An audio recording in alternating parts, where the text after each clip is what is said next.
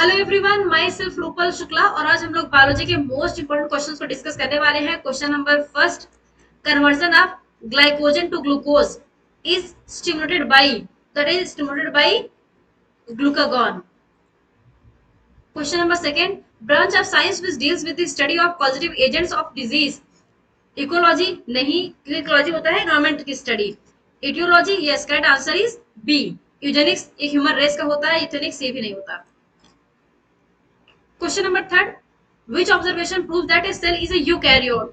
तो it contains option number A, it contains DNA. तो DNA दोनों में होता है, बोथ में होता है, चाहे वो प्रोकैरियोट हो या फिर यूकैरियोट हो। इट कंटेन्स राइबोसोम, ये भी दोनों में होता है, प्रोकैरियोट्स एंड यूकैरियोट्स में।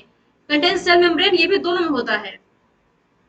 लेकिन it has a DNA inside a nucleus, ये करेक्ट आंसर है, क्योंकि प्रोकैरियोट में जो डीएनए होता है वो होता है in the form of nucleoid, होता है न्यूक्लियोइड, क्योंकि यहाँ पे डीएनए जो डीएनए होता है वो डबल मेम्ब्रेन बाउंड न्यूक्लियस के अंदर नहीं प्रेजेंट होता, वो ऐसी साइटोप्लाज्म प्रेजेंट होता है, जिसे कहते हैं nucleoid.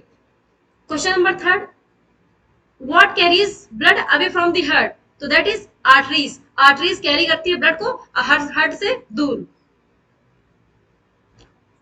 Phycology is the study of, तो जो फाइकोलॉजी होता है, ट्रिक ये है कि फाइको वर्ड सिमिलर होता है फंगाई से, लेकिन फंगाई नहीं होता, ये तो अपोजिट। तो phycology is the study of algae और फंगाई की स्टडी कहते हैं mycology.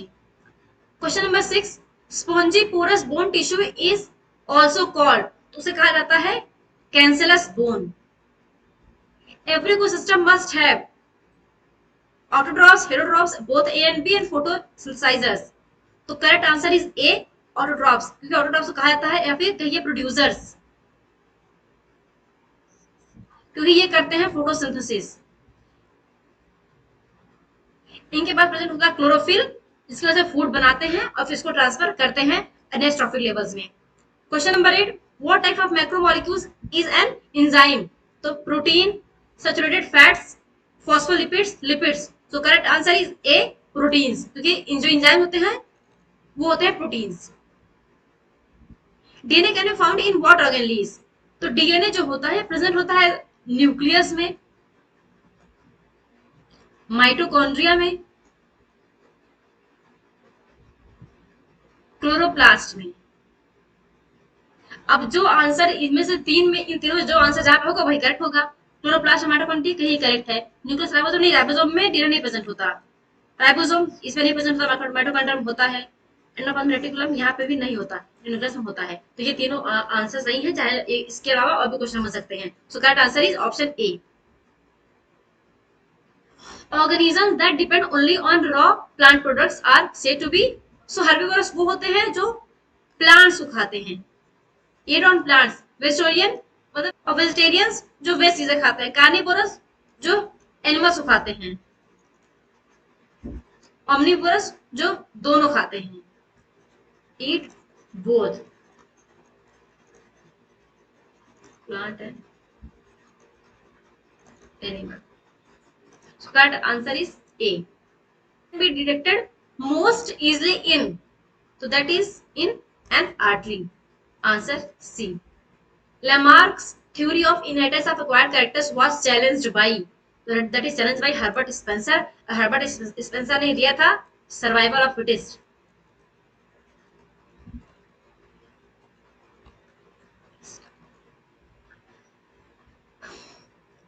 Question number 13. The rate of heartbeat is accelerated by the hormone, that is adrenaline. Answer A.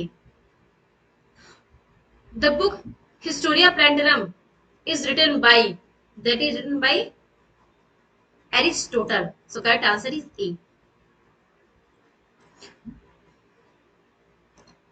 What happens during the S phase of cell cycle? तो S phase में होता है DNA का replication, that is answer C is correct. Which forms the largest portion of the coxal bone? तो जो coxal bone होता है उसका जो largest portion होता है that is ilium होता है. Correct answer is A.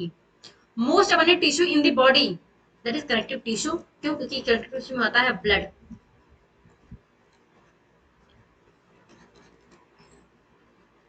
Where does cellular respiration takes place in cell? That occur in mitochondria. here cellular respiration occur. Cellular respiration.